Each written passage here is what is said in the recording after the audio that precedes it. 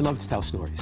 You know, people go, "You're ever going to retire?" I go, "You don't retire from play." How did middle school, the worst years of my life, come about? It was by far the best experience I've had out here in Hollywood, and also the best movie from any of my books. Better for me than the Alex Cross movies. Wow. One time I went out there to Paramount, and they were trying to develop one of them. It was called Roses Are Red, and they sent the script to me, and I'm not exaggerating, okay? The only things from the novel, and this is serious, the only things from the novel that were in the screenplay was the title Roses Are Red and Alex Cross's name. Plus, I'm watching this woman, she picks up the book, she starts to walk down the aisle, she slides it into her pocketbook. She stole the book. And all I'm thinking, does that count as a sale, you know? all next on Larry King Now.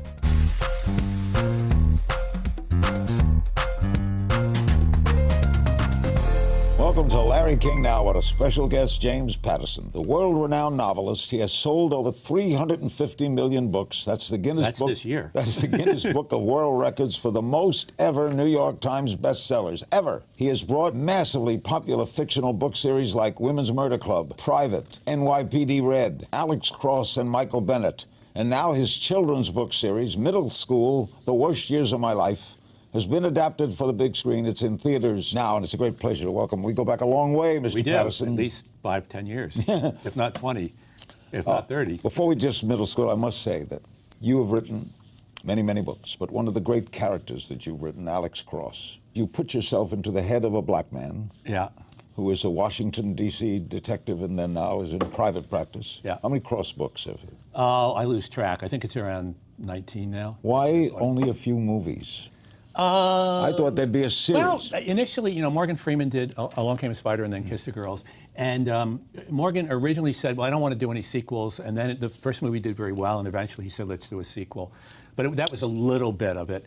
And then we just had trouble getting Paramount to get their act together a little bit. I mean, a lot of funny stories. One time I went out there to Paramount, and they were trying to develop one of them. It was called Roses Are Red. And they sent the script to me. The only things from the novel, and this is serious, the only things from the novel that were in the screenplay was the title Roses Are Red and Alex Cross's name. And you think that would be an exaggeration, but it's the literal truth. But at any rate, so that's part of what happened. But their story, they lend itself so well to film. Yeah. You would. You're happy now, maybe we'll do. You know, I thought the first two were great, and yeah, we they did were one great. with Tyler Perry, which was better than people thought. Tyler, I thought he was a gentleman. He was terrific. He did a nice job. He was there. He was not a prima donna. He really was. He was very nice to work with. How did you come up to your voice through a black person with a great family? And Yeah. A piece of it is. I grew up in Newburgh, New York. My grandparents had a restaurant there, a small little restaurant, and the cook was a black woman. And when I was little, she was having problems with her husband, so she just moved in with us. She didn't have any house duties. She was the chef for the restaurant. But I spent a lot of time with her as a kid. And I used to get down to her house, and I loved it. I'd rather be at her house than at my house. It was funny, the music was great, the cooking was obviously terrific. And that's where I think I got a sense in her house and in the neighborhood there in Newburgh, which is a real mixed kind of city. That's where I got a feeling for African-American families, and that stuck with me, and that became part of what drove the whole Cross. Well, it's a great character. Yeah, thank you. Okay, how did middle school become a movie? I have an 18-year-old now. When Jack was 8, he's a very bright kid. He wasn't a big reader, and my wife Sue and I said, one summer we said, people should do this all the time. We said, you're going to read every day. And he said, you know, do I have to? And we said, yeah, unless you want to live in a garage. You know, we read in our house. So that's the deal. So we went, but we said, we're going to go out and get you cool books. We went out and got about a dozen books arranged from Percy Jackson to Wrinkle in Time. By the end of the summer, he had read all 12, and his reading skills improved dramatically. When he took the SSAT to get an 800 in reading, which is a perfect score. He's at Brown now. So, I mean, that worked out great. So that's important in terms of getting these kids, you know, reading who, you know, have the potential. The more important for me, though, are these at-risk kids. The kids who, if they don't become competent readers, how are they going to get through high school? But you can, and most of them you can get them reading if you just give them books that they're going to like. And I have an imprint at Little Brown, kids imprint called Jimmy. And the mission of Jimmy is when a kid finishes a Jimmy book, they'll say, give me another book. It's so simple, but that's it. And they're written for 7th, 8th grade? Yeah, well, you know, anywhere from, it depends on the kid and what they're reading. So what It can be anywhere from 7 to 13. How did middle school, the worst years of my life, come about? I came up with the title, middle school, because that's the way kids are. Everything's the worst of the best. And I thought it was a really funny title. And then I started writing about this kid who he kind of is falling between the cracks. He's a really good artist in school, but there's no art in this school, which is one of the problems we have now. There's no art in the school, and he doesn't particularly like the other classes. So he starts, and then he gets transferred to this school that has all these ridiculous, it's a comedy, obviously, has all these rules, and he realizes the only way he can stay sane is to break every single rule in the handbook. And that's what he does in the movie. And he does it in a playful way. And I'll tell you, here's my promise about the movie. Anybody, you know, if you got kids or grandkids, and I absolutely promise this, you're going to laugh and you're going to cry. Most of you are going to laugh, but you will laugh and you'll cry. They test everything out here. They tested this thing, 3 screenings. And this, once again, this isn't me, but Jack grew up on Wimpy Kid. 100% of the kids said they prefer this movie, Middle School, The Worst Years of My Life, to the Wimpy Kid movie. So there's like kids saying, we love this movie. Who's in it? Rob Riggles is in it, Lauren Graham, some really terrific kids. Griffin Gluck, Alexa Nisenson. You wouldn't know the names yet, but someday. Where did they shoot it? Shot it in Atlanta. Were you there for the I was shoot? there, yeah, a lot of it, yeah. Who directed? Steve Carr. Steve Carr, and this is typical of what happens out in Hollywood a lot. He was a music video, done a lot of musical videos, very talented guy. And he does some with Eddie Murphy, and then Eddie says, come do Dr. Dolittle. And so he starts doing these kind of, slapsticky comedies, and people go, that's what he does. And, but he's I don't say he's better than that, but he can do other things. And with this thing, with Middle School, The Worst Years of My Life, he got to work with kids, and all of the adults except Lauren Graham, they're all stand-up comedians. So they're funny. Retta is in it, and it worked out great. It was by far the best experience I've had out here in Hollywood, and also the best movie from any of my books. Better for me than the Alex Cross movies. Wow. Yeah. Saying a lot. Yeah. Our guest is James Patterson. We'll talk about the perennial best-selling author's approach to writing after the break. Middle School, The Worst Years of My Life, in theaters now. We're back with James Patterson. His book is now on film, Middle School, The Worst Years of My Life. Can't wait to see it. Bring the grandkids. Will adults enjoy it? Yes. You go to a lot of the movies, and obviously I've just gotten through this, and I'm sure you do as well. And some of these movies, you just want to scratch your eyeballs out or fall asleep. It's not going to happen with this movie. You worked at J. Walter Thompson. When I first interviewed you, you were in advertising. I was in advertising, but I've been clean for over 20 years now. What did you do? What did you do at J. Walter? Tremendous advertising. Started out as a writer, worked my way up. Wrote commercials? Wrote a lot of commercials, yeah. Burger King. I Don't Want to Grow Up, I'm a Toys R Us Kid. So I've worked with kids before, which was kind of fun. And eventually I was CEO of North America. But I never loved it. And I was writing books on the side. And at a certain point, weirdly, the reason that I got out, it was working. It was like, I'm doing the advertising, it's okay, doing the books, loving it. But when I was younger, I was with a woman, and terribly in love with her for 4 or 5 years. She developed a brain tumor. And 2.5 years later, she died. And at that point, I couldn't write, I couldn't do anything. I threw myself into advertising, and that's when I rose from writer to CEO. You had a big job. Yeah. But it was because of that. The reason I left, though, I said, look, the best thing that was ever in my life was my relationship with this woman. That is the best thing that ever happened to me. And I said, I have to try to see if I can find somebody again. And the person I found is in the green room there with me, and we've been married now for almost 20 years. And we have our 18-year-old, and so it worked out. What book turned it for you? What was your first hit book? The first hits for me were the Alex Crosses. That burst out, right? Yeah. It was, it's funny the way the publisher didn't say it, and all of a sudden I pick up the New York Times, and it was number 6 on the New York Times list. I'm going, this is crazy. My books don't sell like that, So I went to the local bookstore by Barnes & Noble, and I'm in there, and what we writers will do is we'll count the books, and we'll go, okay, it used to be 12. Oh, there's only 8 now, So the things, it does seem to be strong. So then, while I'm standing there, this woman picks up the book. Now, if we're in an airport or whatever, and you pick up a book, we're watching you. And even at my level, you put it down, it breaks our heart. You buy it, we love it. So I'm watching this woman, she picks up the book, she starts to walk down the aisle, she slides it into her pocketbook. She stole the book. And all I'm thinking, does that count as a sale? All right, why? There's a joke about you. Oh, really? A week Just goes one? by. Wait a minute. My wife's in there. You want to hear a few more? A week went by, I think it was August 9th. A James Patterson book did not come out. Were you slumming? Yeah, I was a little sick that week. Why do you write so much? I love to tell stories.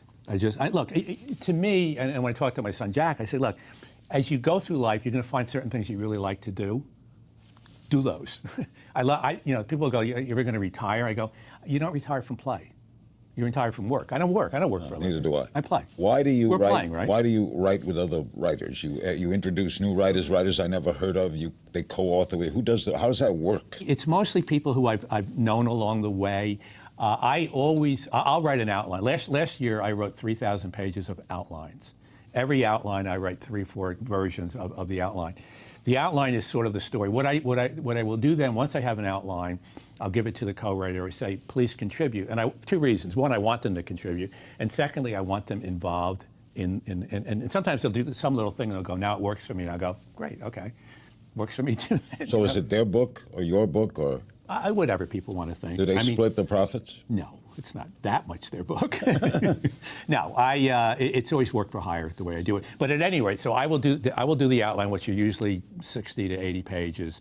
I then want pages every 2 weeks. I don't like with the publisher where they go, see you in a year or a year and a half. No, let's talk. And I read the 30, 40 pages, and I'll go, hooray, or hold it. We've gotten off the tracks here. And then I usually do a rewrite. How many books a year? Well, normally it could be 10 to 12. This year, because I have these little 150-page books that I put out. This year it's been nuts. This year it's 50. More with the prolific Guinness World Record holding James Patterson, and the film Middle School, The Worst Years of My Life is now in theaters. We'll be right back. We're back with the unbelievable, I have to call you unbelievable, the best-selling writer of all time, 350 million books. One of the critics might say, maybe with the exception of Alex Cross, you do not get deep into character study. Your novels are story-driven.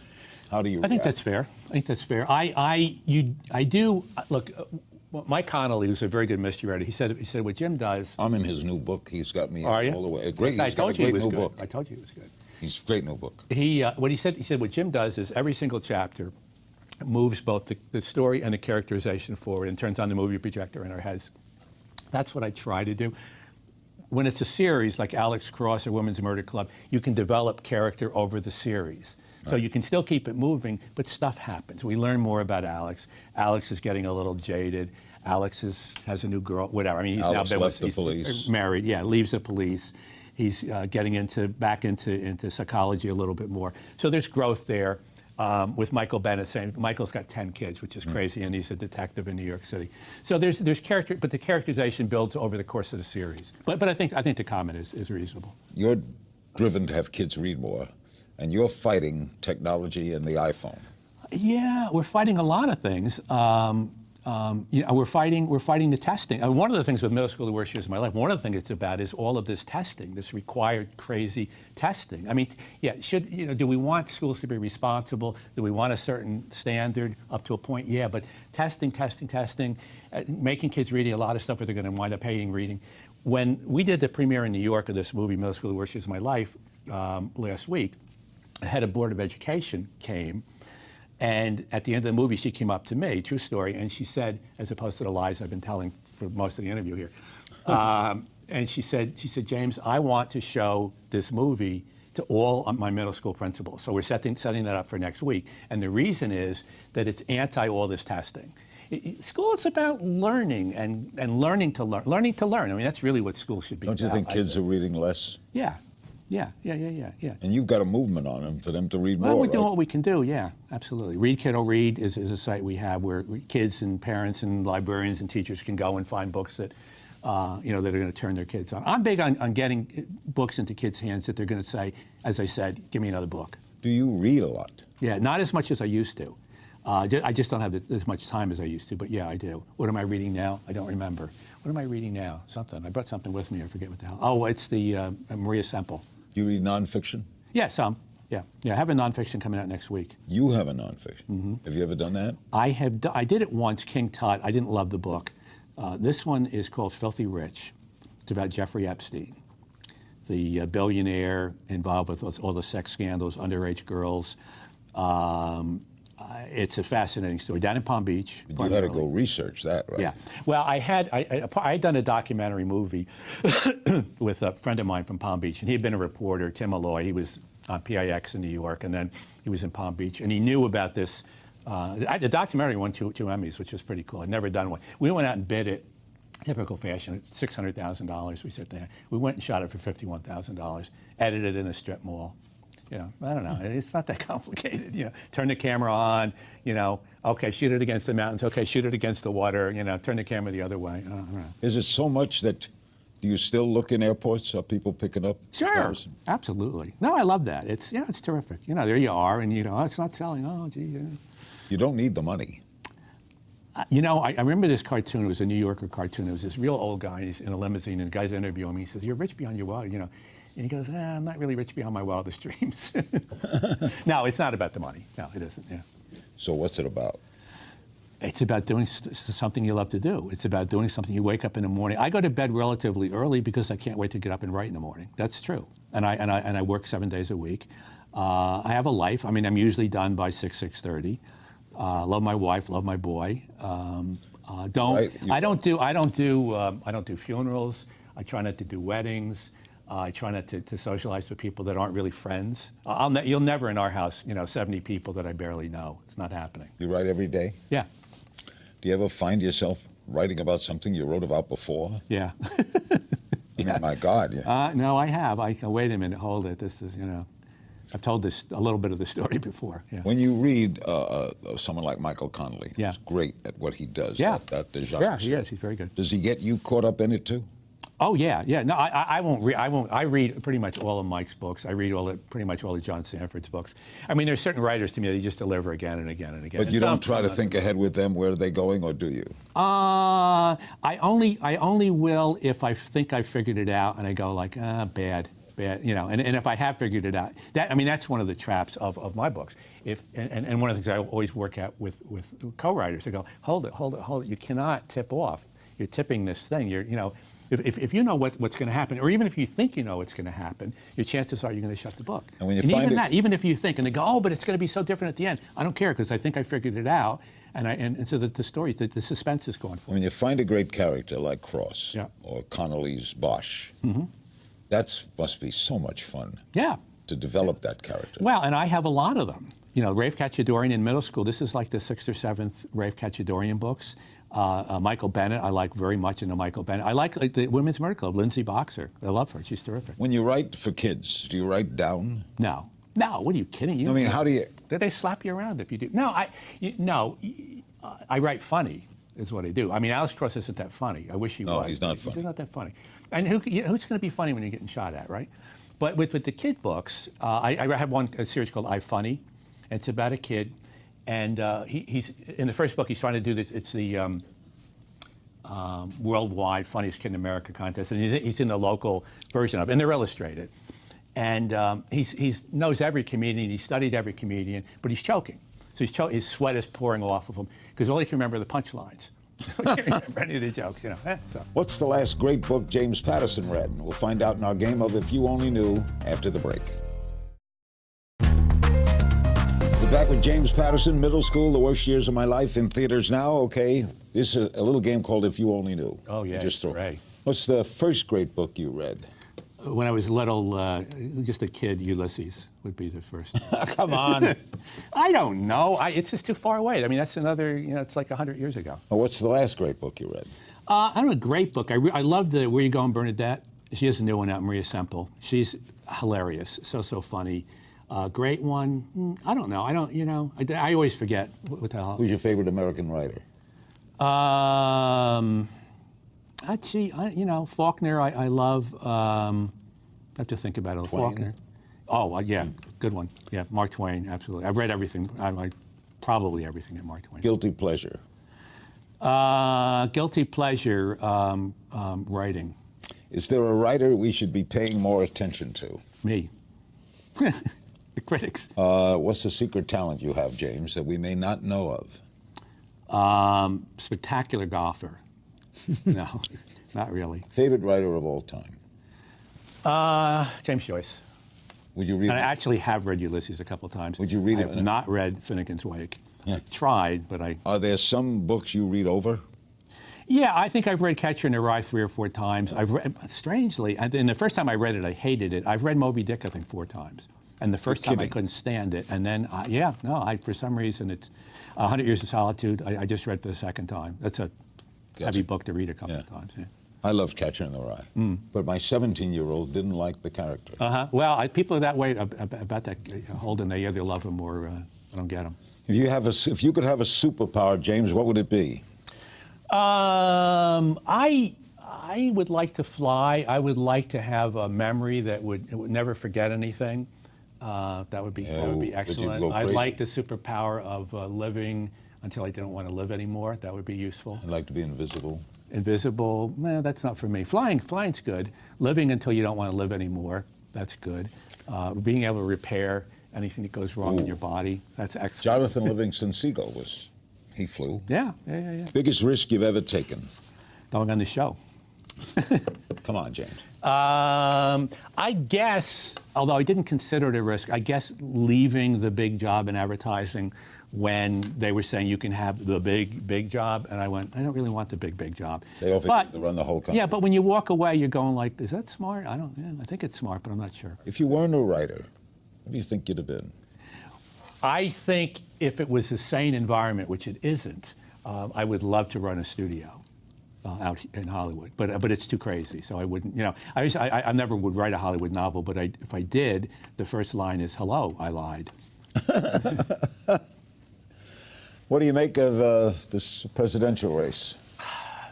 To me, one of the really, really sad things, and I've heard this dozens of times, parents going, I can't let my kids watch the debates. That's sick. That's just really unfortunate. What is that saying? It's saying that the way these people are going at each other is embarrassing. It's embarrassing. They don't want their kids to see it. It's terribly, terribly negative, kind of going both ways. I know both. I mean, you do too. I know Trump and I know Hillary a bit. How did it come to this? Well, I think... Is it Shakespeare right, the fault? Yeah, well, look, people are angry. I mean, it's a weird world right now where people get so angry about things. And, it's a bad situation for a certain number of people in the country right now. But as the world has gone, this country is not in horrifying shape right now. And we should be moving it forward and not sitting there going like, oh, well... I remember there was a book that David Halberstam, a book of short of essays that he wrote, and it was about Russia. And he felt that in Russia, it would take them like 3 generations to recover from the fact, the cynicism, and the fact that people thought the sense of entitlement. And in this country now, people think they're born and they should get a cell phone when they're born, and they should get all the, it wasn't that way, and it shouldn't be that way. You're not entitled to a cell phone. He was a great guy, David. Yeah, absolutely. So are you, James. Thank you. Thanks to my guest, the enduring James Patterson, the unbelievable James Patterson. Middle School, The Worst Years of My Life, is in theaters now, and you can always find me on Twitter at King's Things, and I'll see you next time.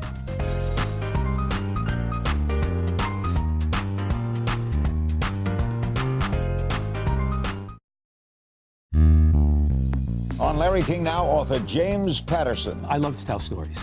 People go, you're ever going to retire? I go, you don't retire from play. How did Middle School, The Worst Years of My Life come about? It was by far the best experience I've had out here in Hollywood, and also the best movie from any of my books. Better for me than the Alex Cross movies. Wow. One time I went out there to Paramount, and they were trying to develop one of them. It was called Roses Are Red. And they sent the script to me. And I'm not exaggerating, okay? The only things from the novel, and this is serious, the only things from the novel that were in the screenplay was the title Roses Are Red and Alex Cross's name. Plus, I'm watching this woman, she picks up the book, she starts to walk down the aisle, she slides it into her pocketbook. She stole the book. And all I'm thinking, does that count as a sale, All next on Larry King Now.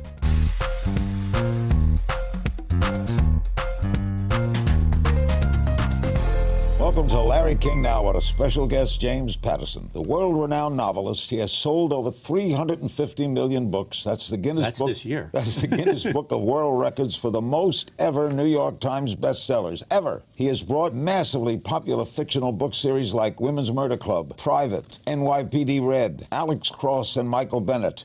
And now his children's book series, Middle School, The Worst Years of My Life, has been adapted for the big screen. It's in theaters now, and it's a great pleasure to welcome. We go back a long way, Mr. Patterson. At least 5-10 years, if not 20, if not 30. Before we just Middle School, I must say that you have written many, many books, but one of the great characters that you've written, Alex Cross. You put yourself into the head of a black man. Yeah. Who is a Washington, D.C. detective and then now is in private practice. Yeah. How many Cross books have you? I lose track. I think it's around 19 now. Why only a few movies? I thought there'd be a series. Well, initially, you know, Morgan Freeman did Along Came a Spider and then Kiss the Girls. And Morgan originally said, well, I don't want to do any sequels. And then the first movie did very well, and eventually he said, let's do a sequel. But that was a little bit of it. And then we just had trouble getting Paramount to get their act together a little bit. I mean, a lot of funny stories. One time I went out there to Paramount, and they were trying to develop one of them. It was called Roses Are Red. And they sent the script to me. The only things from the novel, and this is serious, the only things from the novel that were in the screenplay was the title Roses Are Red and Alex Cross's name. And you think that would be an exaggeration, but it's the literal truth. But at any rate, so that's part of what happened. But their story, they lend itself so well to film. Yeah. You would. Happy maybe we'll do. You know, I thought the first two were great, and yeah, we they did were one great. with Tyler Perry, which was better than people thought. Tyler, I thought he was a gentleman. He was terrific. He did a nice job. He was there. He was not a prima donna. He really was. He was very nice to work with. How did you come up through your voice through a black person with a great family? And... Yeah. A piece of it is. I grew up in Newburgh, New York. My grandparents had a restaurant there, a small little restaurant, and the cook was a black woman. And when I was little, she was having problems with her husband, so she just moved in with us.